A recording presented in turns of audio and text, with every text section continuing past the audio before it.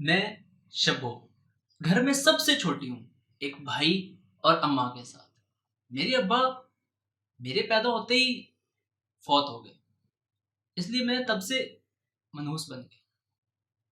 मुझे वैसे अब्बा से बहुत प्यार है, क्योंकि वो जिंदा होते तो मैं उनकी सबसे लाडली होती शायद। ओ शब्बो, ओ शब्बो। जी अम्मा। ओ मनहूस मारी, ओ मशीन लगा ले। और कपड़े हफ्तों से पड़े पड़े सड़ रहे हैं। ठीक है अम्मा।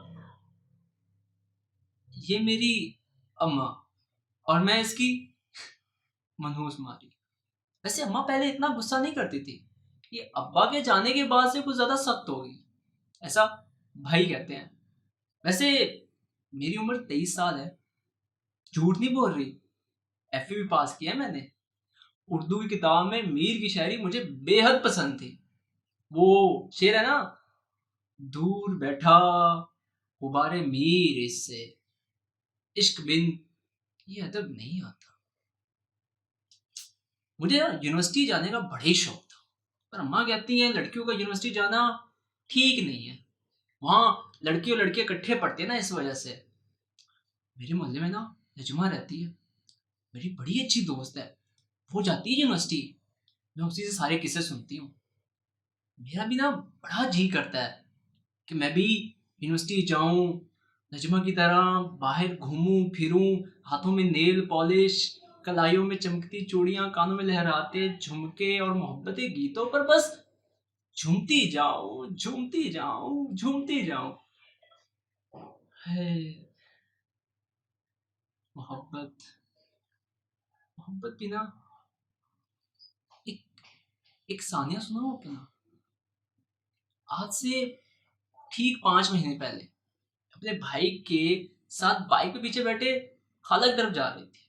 हमेशा की तरह निकाब ओढ़े और सुकड़ कर बैठी हुई थी कि अचानक मेरी नजर एक लड़के पर पड़ी, जो मुझसे 4 गज के फासले पर बाइक चला रहा था। उसकी रफ्तार और आंखों से ऐसा महसूस हो रहा था जैसे वो मेरा पीछा काफी देर से कर रहा हो। मैंने फौरन नजर नीचे कर ली। दिल में ये ख्याल आया कि वो मुझे ही क्यों देख रहा, क्योंकि बचपन से अब तक जो आईना मैंने देखा था उसमें मुझे तो अपना चेहरा सिर्फ बदनुमा और मनहूस ही नजर आया। बाकी वो मुझे ही देख रहा है, ये जानने के लिए मैंने नजरें उठाई। अब वो मेरे बिल्कुल करीब आ चुका था। मैं उसके आंखों में अपना चेहरा बड़ वाजिया देख सकती थी। ना जाने क्या सोचकर मैंने निकाब उठा दिया, मुझे देखकर मुस्कुरा दिया, और मैं भी उसकी नजरों में अपना चेहरा देखकर मुस्कुरा उठी। उसकी आंखें मेरी तारीफ के कसीदे पढ़ रही थी। मेरे दिल में एक अजीब सी राहत महसूस होने लगी, जैसे मैं अपने खिलाफ एक अरसे से चलने वाला मुकदमा जीत गई हूँ। उसने अपनी जेब से एक पर्ची निकाली और मेरी झोली में फेंक दी, और कुछ ही लम्हों में आंखों से उज्जल हो गया। मैंने वो पर्ची मजबूती से अपने हाथ में दबोच लिया,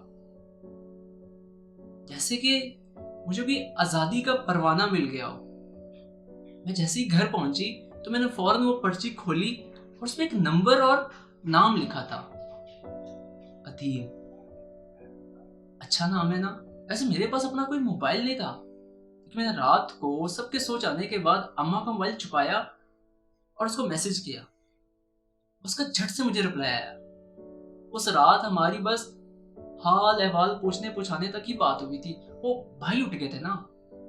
लेकिन उस रात के बाद मैं रोज मोबाइल छुपाती और उससे खूब बातें करती। मैं उसको ये सब बताती कि मुझे वो घूमने वाले झूले में बैठना कितना पसंद है, मुझे चिश्ती चाचा की आइसक्रीम भी पेट भर कर खानी है, मुझे तैयार होकर सिनेमा में जाके फिल्में भी देखनी है और हर सीन पर चिल्लाना है। 6 अगस्त को मेरी बर्थडे आती है और मीर की शायरी मुझे बहुत पसंद है।